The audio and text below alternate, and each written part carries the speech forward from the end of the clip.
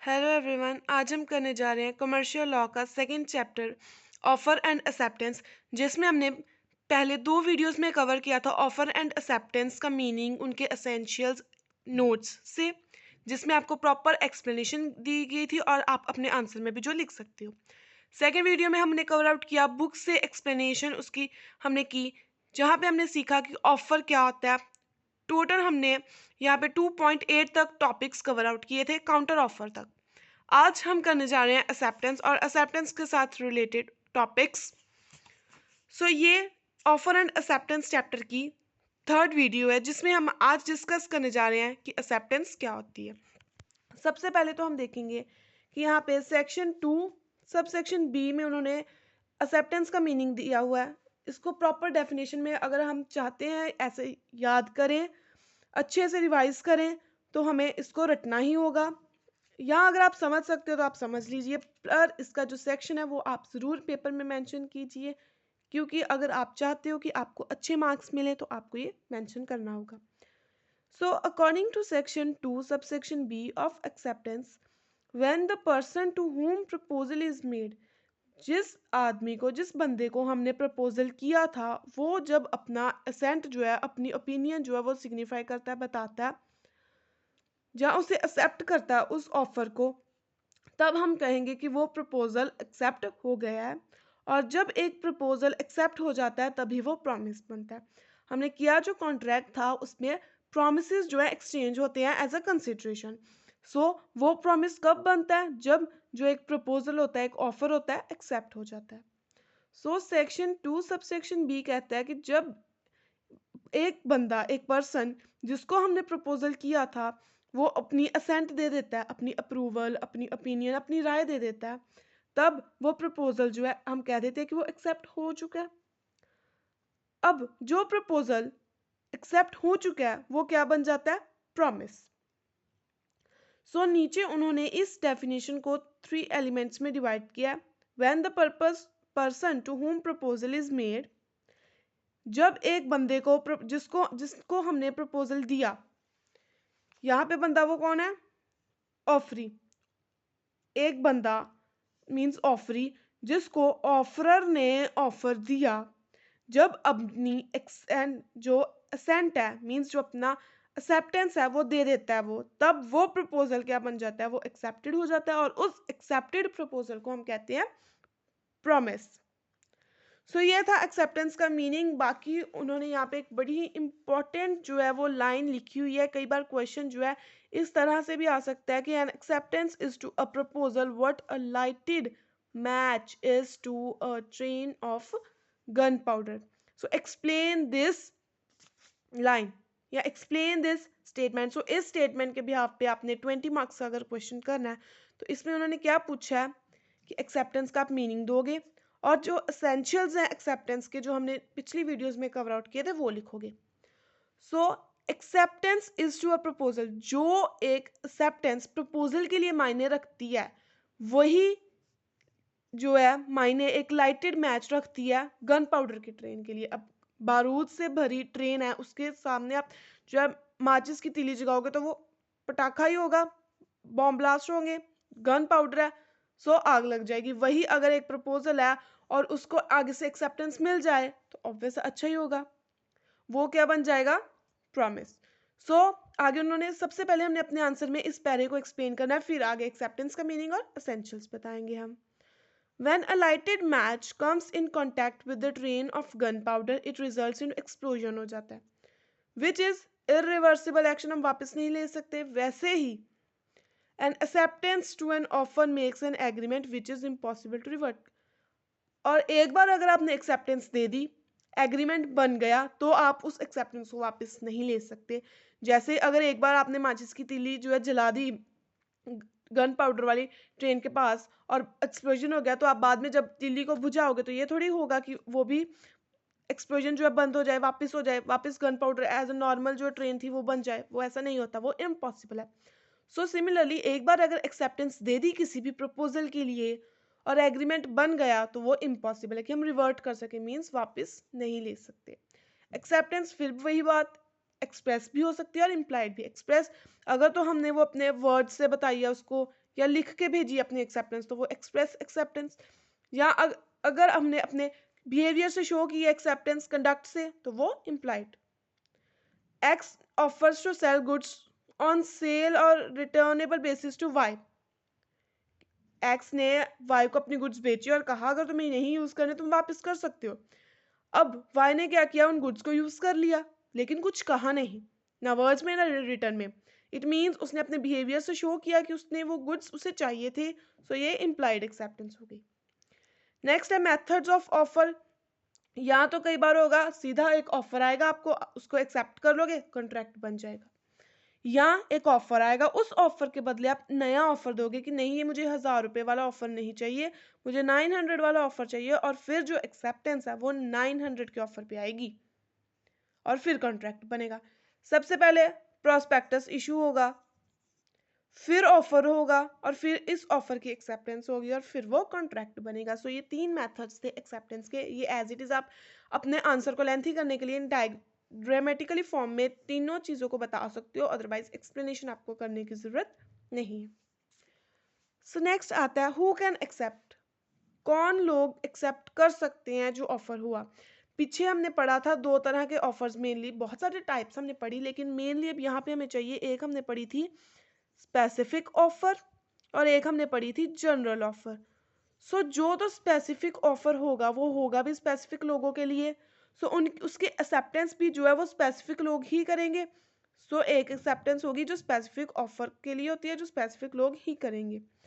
दूसरी ऑफर है general offer, जो या उन्होंने और ग्रुप ऑफ ऑफर्स लिख दिया, हम जहाँ जनरल लिख सकते हैं, जो जनरल पब्लिक के लिए, सभी के लिए है, जो मर्जी आकर एक्सेप्ट कर ले। जैसे X offers to sell a horse for 5000 to Y. Y को उसने कहा है कि मैं तुम्हें बेचना चाहता हूँ। अब जेड उस ऑफर को एक्सेप्ट करेगा तो वो एक्सेप्टेंस कोई भी कॉन्ट्रैक्ट नहीं बनाएगी, क्योंकि एक्स ने ऑफर किया था बेचने के लिए अपना घोड़ा वाई को। 2 पार्टीज इन्वॉल्व है, अगर थर्ड पार्टी जेड जो है वो आकर कहे कि मुझे अपना घोड़ा बेचो, तो वो ऐसा बिल्कुल भी कॉन्ट्रैक्ट में नहीं माना जाएगा। हम एक्सेप्टेंस इसको नहीं मानेंगे, ये कॉन्ट्रैक्ट नहीं बनाएगी। सो नीचे एक केस है बोल्टन वर्सेस जॉन्स। इस केस में क्या होता है कि बोल्टन ने जो है परचेज किया बिजनेस ब्रॉकलहर्ट्स से, about which Jones does not know. Means Boulton एक बंदा है जिसने बिजनेस खरीदा ब्रॉकलहर्ट्स से, लेकिन इस बात का जॉन्स को नहीं पता, और जॉन्स ने ऑर्डर प्लेस किया ब्रॉकलहर्ट्स को। ये उसको नहीं पता, जो जॉन है उसको नहीं पता कि जो ब्रॉकलहर्ट्स है उसने बोल्टन को अपना बिजनेस बेच दिया, और जॉन्स ने क्या किया, प्लेस कर दिया अपना ऑर्डर ब्रोकल्स के साथ। सो जिसने उसका थोड़ा सा उसके ओ करता था वो डेट। अब बिजनेस जो है वो बोल्टन ने परचेज कर लिया, उसको ये ऑफर आई, और उसने क्या कर दिया, अपनी गुड्स जॉन्स को सप्लाई कर दी। अब जॉन्स ने मना कर दिया कि मैं तुम्हें पैसा नहीं दूंगा, क्योंकि वो जो ऑफर था, वो ऑफर लेटर थी, वो किसके नाम के लिए थी, इस बंदे पे के नाम के थी, और जॉन्स को ये नहीं पता था कि ये बंदा इसको जो है वो बिजनेस बेच चुका है। अब ऑफर इसके लिए नहीं था, सो इसने गुड्स सप्लाई किया, इसकी गलती। अब जॉन्स कोई लायबल नहीं है कि वो इसको पैसे पे करे। सो क्योंकि कोई कॉन्ट्रैक्ट नहीं हुआ, and offer can be accepted only by a person when it is made at the large base. अगर इसने जनरली कहा होता कि मुझे चाहिए गुड्स, चाहे बिजनेस का हो चाहे बोल्टन का हो, उस केस में बोल्टन ने अगर ऑफर को एक्सेप्ट करता और सप्लाई करता, फिर जॉन्स जो था लायबल था पैसे देने के लिए। लेकिन यहाँ पे पर्टिकुलरली ऑफर किसके लिए था, इस बंदे के लिए, ब्रॉकलेहर्स्ट के लिए था, बोल्टन के लिए नहीं था।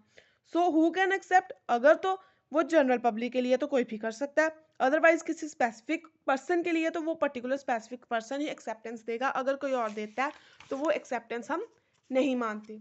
नेक्स्ट आता है लीगल रूल्स गवर्निंग एक्सेप्टेंस। ये रूल्स जो है हमने नोट्स में भी समझे थे, अब हम बुक टू बुक एक्सप्लेनेशन में समझते हैं कि हमारी बुक में क्या लिखा हुआ है।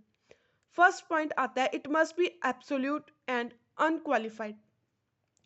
यहाँ पे अब जो बुक में हम एक्सप्लेनेशन से पढ़ेंगे वो हम एग्जाम्पल से समझेंगे, ताकि आपको और क्लैरिटी हो जाए, क्योंकि डीपली हमने जो है पिछली वीडियो में टॉपिक कवर कर लिया हुआ है। So it must B absolute means जो एक्सेप्टेंस है वो पूरी तरह से कंप्लीट होनी चाहिए और कोई भी कंडीशन उसमें ना हो। अगर ऐसा होगा तब भी जो ऑफर है उसको हम प्रॉमिस में कन्वर्ट कर सकते हैं, अगर तो वो एक्सेप्ट हो गया अनकंडीशनली। अब नीचे उन्होंने लीडिंग केस दिया जॉर्डन वर्सेस नॉर्टन का, और एक लीडिंग केस दिया हाइडे वर्सेस रेंच का। हम हाइडे वर्सेस रेंच का जो है केस करेंगे। उससे पहले हम एक एग्जांपल देख लेते हैं। जब एक्स और वाई दिया हो ना हमें एग्जांपल में, तो हमें समझना इजी होता है। सो अगर आपको केस के नाम नहीं याद होते तो आप यहाँ पे एक्स और वाई लिखकर कर सकते हो। एक्स ऑफर्ड कि वो बेचेगा 500 kg of good quality of cotton seed. अब उन्होंने क्या कहा, good quality of cotton seed at a rate of 100 पर kg to Y.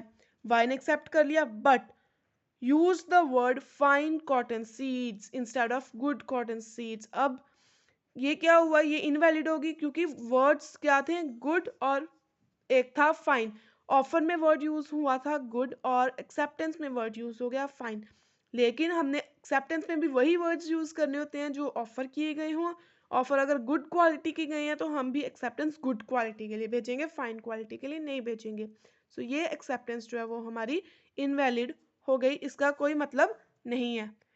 Hide versus wrench case, अब हम करते हैं। इसमें जो रेंच होता है वो डिफेंडेंट होता है, मीन्स वो अपने आप को बचाता है, और जो हाइड होता है वो प्लेंटिफ होता है, मीन्स हाइड जो है केस फाइल करता है रेंच के खिलाफ। सो जो डिफेंडेंट है वो ऑफर करता है कि मैं आपको अपना जो है फार्म बेचूंगा 1000 रुपीज़ का।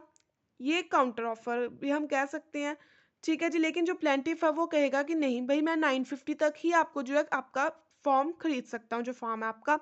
सो this was refuse, hence plaintiff said that he would pay 1000 as asked by the defendant. अब ठीक है, अब कह देता है वो प्लेंटिफ हार के कह देता है ठीक है, आप अगर 950 का नहीं आप बेचना चाहते तो मैं आपको 1000 पे ही खरीद लेता हूँ जितना आपने पहले कहा था। अब डिफेंडेंट रिफ्यूज कर देता है अपने फार्म को सेल करने के लिए 1000 पे भी।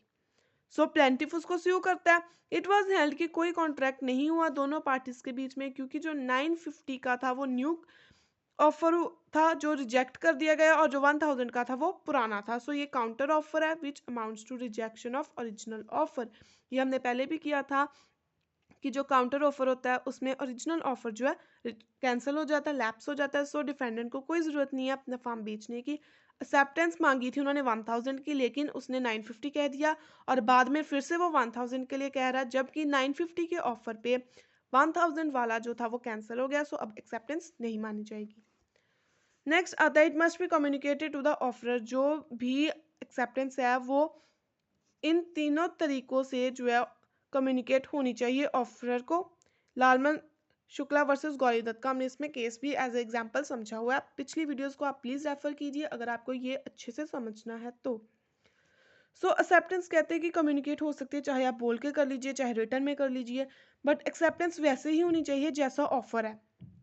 अगर ऑफर जो हो रहा है आपको उसमें मेंशन है कि एक्सेप्टेंस पोस्ट के थ्रू ही चाहिए तो पोस्ट के थ्रू ही होनी चाहिए। जो कि हमारे नेक्स्ट पॉइंट में भी है कि acceptance must be according to the prescribed और यूजुअल और रीजनेबल मोड। मींस जो प्रिस्क्राइब्ड मोड अगर वो उन्होंने पोस्ट के थ्रू कहा है तो आपको पोस्ट के थ्रू ही एक्सेप्टेंस देनी होगी। अगर आप टेलीफोन करके एक्सेप्टेंस दे रहे हो तो वो एक्सेप्टेंस नहीं मानी जाएगी। फोर्थ पॉइंट आता है it must be aware of the proposal at the time of offer. आप उसी ऑफर के लिए एक्सेप्टेंस दे सकते हो जिस ऑफर का आपको जब वो ऑफर हुआ तब आपको उसकी नॉलेज थी। जैसे लालमन शुक्ला वर्सेस गौरी दत्त का केस था कि जब गौरी दत्त ने ऑफर दिया कि वो रिवॉर्ड करेगा, तब जो प्लेंटिफ था मींस लालमन शुक्ला था उसको कोई नॉलेज नहीं थी ऑफर की, और बाद में उसको जब पता चला तब वो एक्सेप्ट कर रहा है। सो उस एक्सेप्टेंस को हम नहीं मानेंगे। इट मींस कि जब ऑफर हुआ है और आप उसको जो आदमी है उसको उस ऑफर की नॉलेज थी कि ऑफर कब हो रहा है, और तब उसने एक्सेप्टेंस दी। अगर आप चले गए हो आपके बाद में ऑफर हुआ है और आप वापस आके कह रहे हो भाई मुझे भी ये ऑफर का जो है फ़ायदा लेना है, एक्सेप्ट कर रहा हूँ मैं आपका ऑफर, तो वो नहीं हो सकता। सो फिफ्थ पॉइंट आता है हमारे पास it must be given within a reasonable time. जो ऑफर हुआ है उसका एक पर्टिकुलर रीजनेबल टाइम होता है। सो जो आपने उस ऑफर के लिए एक्सेप्टेंस देनी है वो भी with in a reasonable time देनी है। कई बार पेरिशेबल नेचर की गुड्स होती हैं वो आपको ऑफर होती हैं और आप कहोगे 5 दिन बाद सोच के बताऊंगा तो एक्सेप्टेंस दूंगा, वो गलत है। क्योंकि जो पेरिशेबल नेचर की गुड्स हैं वो तो 5 दिन में खराब हो जाएंगी। सो 6 आता है it may be given by performing conditions और रिसीविंग कंसिडरेशन। आप एक्सेप्टेंस कुछ कंडीशंस पे भी दे सकते हो या कंसिडरेशन रिसीव करके भी दे सकते हो। X writes to Y offering to purchase Y's motorcycle for 10,000। अब X ने Y को ऑफर किया कि मैं तुम्हारी मोटरसाइकिल खरीदना चाहता हूँ और उसने क्या किया कि कंसिडरेशन साथ में 10,000 रुपए का चेक उसको दे दिया। अब कुछ नहीं कहा Y ने और क्या किया कि जो X का चेक था उसको इन कैश करवा लिया। इट मीन्स उसने कंसिडरेशन रिसीव की और एक्सेप्ट कर लिया ऑफर को। सो नेक्स्ट है कि it must be given with in stipulated time और बिफोर ऑफर इज रिवोक्ड। ये थोड़ा सा पिछले वाले के साथ मैच्ड है कि रीजनेबल टाइम पीरियड की होनी चाहिए, लेकिन थोड़ा सा चेंज किया है कि before offer is revoked. Revoke means वापस ले लेना। अगर किसी बंदे ने ऑफर किया है और वो अपना ऑफर वापस ले रहा है कि नहीं भाई सॉरी मुझसे गलती होगी, मैं अपना ऑफर आपको ऑफर नहीं कर रहा, उससे पहले पहले अगर आपने एक्सेप्टेंस दे दी है तो ठीक है, अदरवाइज उसके बाद आप एक्सेप्टेंस नहीं दे सकते। 8th पॉइंट आता है it must be given by the party और parties to whom offer is made. बिल्कुल वही एक्सेप्ट कर सकता है जिस बंदे को ऑफर किया जाए या जिस पार्टी को ऑफर किया जाए, वो चाहे एक बंदा हो चाहे 10 हो या 20 हो, लेकिन एक्सेप्टेंस वही दे सकते हैं। सो नेक्स्ट आता है a mere silence on the part of offeree does not amount to acceptance. कई बार अगर कोई बंदा चुप है इट डजंट मीन कि उसने वो एक्सेप्ट कर लिया। अलग अलग केसेस है जिसमें हम देखते हैं कि अगर हमने कुछ उनको ऑफर किया और वो आगे से नहीं बोल रहे, इट डजंट मीन कि वो एक्सेप्ट कर रहे हैं, हो सकता है उनकी ना भी हो। नेक्स्ट आता है a provisional acceptance is no acceptance. Means अगर टेम्पररीली किसी ने एक्सेप्टेंस दी है तो वो हम नहीं मानेंगे कि पूरी एक्सेप्टेंस है। सो नेक्स्ट टॉपिक आता है हमारे पास acceptance subject to contract means provisional acceptance. When an offeree accepts the offer subject to a contract, it implies that something more is to be done by the parties to make it enforceable।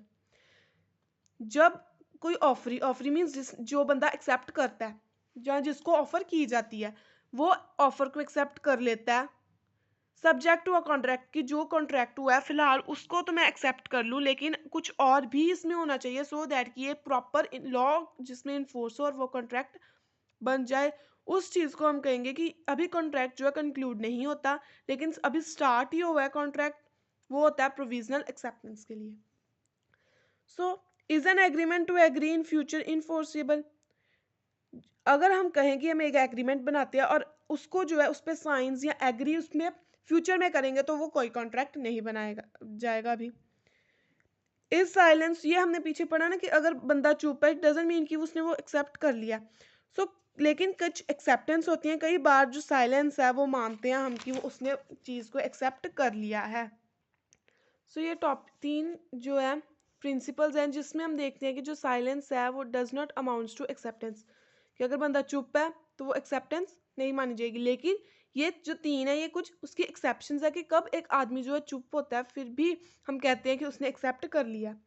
The offeree makes the use of goods. अब जो आदमी है offeree है जिसने accept किया, ये हम example ले लेते हैं ए और एग्जाम्पल बी। एक पार्टी और एक पार्टी बी है। ए ने बी को क्लोथ्स दिए, ऑफर किया। अब बी जो है वो है साइलेंट और उसने इन क्लोथ्स को यूज कर लिया। इट मीन्स उसने यहाँ पे बोला नहीं, वो साइलेंट रहा, फिर भी उसने इन गुड्स को यूज कर लिया, इन क्लोथ्स को यूज कर लिया। इट मीन्स उसने एक्सेप्ट कर लिया। उसके पास अपॉर्चुनिटी थी कि वो इन्हें रिजेक्ट कर दे, लेकिन फिर भी वो चुप रहा और उसने इनको यूज कर लिया। इट मीन्स उसने ये एक्सेप्ट कर लिया। सो साइलेंस अमाउंट्स टू एक्सेप्टेंस। यहाँ पे वो साइलेंट था फिर भी हम ए ने कहा कि उसने एक्सेप्ट कर लिया क्योंकि बी ने क्लोथ्स यूज किए। सो जब गुड्स एंड सर्विसेज जो ऑफर की जाती है वो यूज हो जाती हैं, ऑल्दो उनके पास अपॉर्चुनिटी होती है कि वो रिजेक्ट कर दें, फिर भी वो यूज करते हैं, सो वो एक्सेप्टेंस मानी जाती है। सेकंड आता है हमारे pass on the previous dealings के बेसिस के ऊपर। जब पहले से जैसे होलसेलर और रिटेलर्स हैं, आगे भी जो ए है वो बी को क्लोथ्स भेजता था और बी साइलेंटली उन्हें यूज कर लेता था, यहाँ तब बी क्या करता था उन्हें रिटर्न में लिख देता था कि हाँ भाई वो एक्सेप्ट कर रहा है, लेकिन इस बार उसने चुपचाप यूज कर लिए। सो इट मीन्स पिछले 5 सालों से जब वो रिटर्न में दे रहा था और इस साल उसने साइलेंटली एक्सेप्ट यूज कर लिए, इट मीन्स कि उसने एक्सेप्ट कर लिया। So here silent amounts to acceptance. जब थर्ड पॉइंट आता है कि जब फिड्यूशियरी रिलेशनशिप होता है, मीन्स गुड फेथ का रिलेशनशिप होता है, और अगर वो चुप भी हैं तो इट मीन्स कि उन्होंने एक्सेप्ट कर लिया। एक्स ऑफर्स करता है to buy from his brother Y a horse. Fiduciary relationship है, ब्रदर आ गया और एक्स ने कहा कि मैं अपने भाई का घोड़ा खरीदूंगा। वाई नोज, वाई को पता था कि घोड़ा जो है वो पागल है, अनसाउंड है, और एक्स ने खरीद लिया हॉर्स। अब बाद में उसको पता चला कि घोड़ा जो है पागल है। एक्स या तो कॉन्ट्रैक्ट को अवॉइड कर ले, क्योंकि वाई जो था वो साइलेंट रहा। सो इसलिए यहाँ पे फिड्यूशियरी रिलेशनशिप है एक दूसरे के रिगार्डिंग, और वाई साइलेंट रहा। सो ही इज अंडर ऑब्लिगेशन कि वो सारे फैक्ट्स उसको बताता, लेकिन उसने यहाँ पे नहीं बताया, सो यहाँ पे कॉन्ट्रैक्ट कैंसिल हो सकता है। इट मीन्स कि वाई ने साइलेंट रहा, उसकी साइलेंस ये अमाउंट करती है कि वो एक्सेप्ट कर रहा है कि हाँ मुझे पता था कि घोड़ा पागल है, फिर भी मैंने बेच दिया, और अगली पार्टी को कोई भी नहीं बताए उसके फैक्ट्स। सो ये छोटे छोटे टॉपिक्स हैं, ऑल दो एग्जाम्स में नहीं आएंगे, बट अपने आंसर को इफेक्टिवली लिखने के लिए आपको इन टॉपिक्स की क्लैरिफिकेशन होना ज़रूरी है। सो फटाफट हम 5 मिनट में इन टॉपिक्स को भी कवर आउट कर लेते हैं। Communication of offer, acceptance and revocation. सबसे पहले आता है कम्युनिकेशन ऑफ ऑफर। जो प्रपोजल है, हम ऑफर है उसको तब कंप्लीट मानेंगे जब उसकी नॉलेज, जब जिस बंदे को हमने किया है उसको उसकी नॉलेज हो जाए। अगर हमने एक्स ने वाई को ऑफर दिया है पोस्ट के थ्रू, और इसने ऑफर डाल दिया 20 जून को और इसके पास पहुंचा 23 जून को, उन्होंने क्या कहा है कि ऑफर तब कंप्लीट मानेंगे जब उसकी नॉलेज जो है जिस बंदे को हमने किया उसको हो जाए। सो जब एक्स ने ऑफर किया वाई को और वाई को वो 23 जून को पहुंचा, तो हम कहेंगे कि अब इस डेट को ऑफर कंप्लीट हुआ है, इस डेट को ऑफर कंप्लीट नहीं हुआ अभी। ठीक है जी, क्योंकि इसकी नॉलेज में तो वो 23 को आया। सो नेक्स्ट आता है कम्युनिकेशन ऑफ एक्सेप्टेंस। एक्सेप्टेंस की कम्युनिकेशन, एक्सेप्टेंस कब हम मानेंगे कि एक्सेप्टेंस कम्युनिकेट हो गई है, दूसरे बंदे तक पहुंच गई है। मेनली दो तरीके हैं इसके, मोड क्या है एक्सेप्टेंस का और टाइमिंग्स क्या है। मोड में हम देखेंगे, मोड में फर्दर दो है कि कम्युनिकेशन हमने बाय एन एक्ट की और by conduct. By an act means telephone करके उनको बता दिया है, या लेटर भेजी है, या ईमेल सेंड किया, तो वो communication of acceptance bye an act हो जाएगी। जो रिटर्न ओरल हो जाए मीन्स एक्सप्रेस एक्सेप्टेंस ये होगी। और ये है इम्प्लाइड एक्सेप्टेंस, जैसे कि हमने बस में चढ़ गए हैं, बस में पहले चढ़े हैं और वी आर एक्सेप्टिंग, अगर हम बस में चढ़ गए इट मीन्स हम एक्सेप्ट कर रहे हैं कि हम जो उसमें बस में चढ़ने का फेयर है, टिकट है, वो भी पे आउट करेंगे, अपने कंडक्ट से शो करते हैं, क्योंकि अगर हम बस में चढ़ गए इट मीन्स हमने टिकट के पैसे भी देने हैं। सो ये इम्प्लाइड एक्सेप्टेंस देते हैं हम। नेक्स्ट आता है टाइमिंग ऑफ एक्सेप्टेंस। ऑफर के अगेंस्ट या एक्सेप्टर के अगेंस्ट, दो तरह की जो है वो मानी जाएगी एक्सेप्टेंस। फॉर प्रपोजर, अगर फॉर एग्जाम्पल उन्होंने लिखी है कि ए ने एक्सेप्ट किया बी का ऑफर जो एक लेटर के थ्रू आया था, उसने जो है लेटर पोस्ट की 10 जुलाई को, लेकिन लेटर जो है बी के पास पहुंची 14 को। अब communication of acceptance is completed on 10 July. Offer कब कंप्लीट होता है, जब दूसरे बंदे के पास पहुंच जाता है, लेकिन एक्सेप्टेंस अगर एज अगेंस्ट द ऑफरर है तो कब कंप्लीट हो जाएगी, जब हमने एक्सेप्टेंस पोस्ट में डाल दी और वो दूसरे के लिए तरफ पहुंचने के लिए चल पड़ी। एज अगेंस्ट द एक्सेप्टर, अगर एक्सेप्टेंस की बात करें हम, तो वो 14 जुलाई को हम मानेंगे, 14 को मानेंगे कि 14 जुलाई को ही जो है एक्सेप्टेंस कंप्लीट हुई, जैसे ऑफर में हुआ था कि 23 जून को हम मानेंगे कि हमारी ऑफर कंप्लीट है, वैसे ही 14 जुलाई को हम मानेंगे कि हमारी एक्सेप्टेंस कंप्लीट हो गई, जब वो दूसरे बंदे के पास, एक्सेप्टर के पास पहुंच गई, जब जिसने ऑफर किया था उस बंदे को नॉलेज मिल गई कि हाँ दूसरा जो पार्टी है वो एक्सेप्ट कर रही है। नेक्स्ट आता है कम्युनिकेशन ऑफ रेवोकेशन। अगर ऑफर वापस लिया है या एक्सेप्टेंस वापस लिया है तो उसकी भी तो कम्युनिकेशन, उस वो चीज़ भी तो हमने बतानी है दूसरे बंदे को कि भाई हमने जो ऑफर लिया था वो वापस ले लिया, मीन्स टेकिंग बैक और विड्रॉल ऑफ ऑफर और एक्सेप्टेंस। वाई ने एक्सेप्ट कर लिया एक्स का प्रपोजल एक लेटर के थ्रू जो उसने पोस्ट के थ्रू भेजा। अब वाई अपनी एक्सेप्टेंस को रिवोक कर रहा है बाय टेलीग्राम। इट मीन्स कि मेरी एक्सेप्टेंस जो वाई की एक्सेप्टेंस पहुंचने से पहले पहले उसका रेवोकेशन पहुंच जाए, उसकी मना कर जो उसने किया है उस ऑफर के लिए वो पहुंच जाए, इसीलिए वो टेलीग्राम के थ्रू कर रहा है। इट मीन्स कि रेवोकेशन आप तब कर सकते हो अपनी जो एक्सेप्टेंस की जब वो एक्सेप्टेंस ऑफरर को नहीं पहुंची। मीन्स ए एक पार्टी और बी, इसने ऑफर किया और इसने आगे से एक्सेप्टेंस भेजनी है। बी अपनी एक्सेप्टेंस को तब तक रिवोक कर सकता है, तब तक कर सकता है जब तक ए ने उस एक्सेप्टेंस को नहीं पढ़ा। जब ए ने बी की एक्सेप्टेंस को पढ़ लिया तो फिर बी के पास कोई पावर नहीं है कि वो अपने रिवोक करवा सके एक्सेप्टेंस को। जब तक ए इन इग्नोरेंस है कि वहां से एक्सेप्टेंस आ गई है, तब तक बी जो है रेवोकेट कर सकता है अपनी एक्सेप्टेंस को। So X sends a letter making a proposal to Y. Subsequently, he changes his mind, considering it unfavorable, and sends a telegram revoking his proposal. Revocation is complete as against X when the telegram is dispatched. X की तरफ से offer कब revoke हो गया?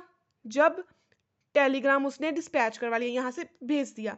और Y की तरफ से कब रिवोक होया वो ऑफर? जब Y ने उसको रिसीव किया। ठीक है जी।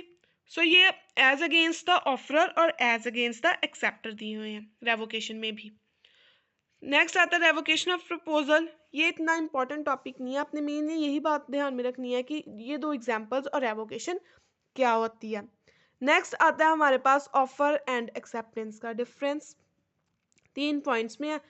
जब रेवोकेशन कंप्लीट है, communicative of revocation is complete when revocation can be made and when communication is complete। means जो हमने पीछे ये टॉपिक्स पढ़े उनको सम अप करके इन्होंने 3 मेन डिफरेंस किए। ये बहुत इंपॉर्टेंट है। अगर आप ऐसा टेबल जो है अपने एग्जाम में बनाओगे तो आपके ऑब्वियस अच्छे मार्क्स आएंगे। सो कम्युनिकेशन ऑफर की कब कंप्लीट होती है? जब उसकी नॉलेज कहाँ पर होती है? Knowledge of the person to whom it is made वहां तक पहुंच जाती है। मीन्स जिस बंदे को हमने किया उसको उस चीज की नॉलेज हो जाती है। Acceptance as against the offeree and as against the acceptor when it is put in the course of transmission to him। जब वो हम ट्रांसमिशन में डाल देते हैं तब एक्सेप्टेंस पूरी कंप्लीट मान लेते हैं उसकी कम्युनिकेशन। और जब उस एक्सेप्टेंस की नॉलेज जो है प्रपोजल की, उस प्रपोजल के लिए जो एक्सेप्टेंस आई है उसकी नॉलेज जो है एक्सेप्टर को हो जाए, तब मानते हैं एक्सेप्टेंस कंप्लीट हो गई। अगर वो एज अगेंस्ट द ऑफरी आए और एक्सेप्टर आती है। रेवोकेशन कब कर सकते हैं? Before acceptance is complete. और एक्सेप्टेंस कब कर सकते हैं? Before it is communicated to the acceptor. When communicative of revocation is complete as against the offeree, तो जब उसकी नॉलेज में आ गई, और एज अगेंस्ट द ऑफरर जब उसने ट्रांसमिशन के कोर्स में वो डाल दिया और उसकी पावर से बाहर है अब ऑफर, तब हम कहेंगे कि वो communication of revocation is complete.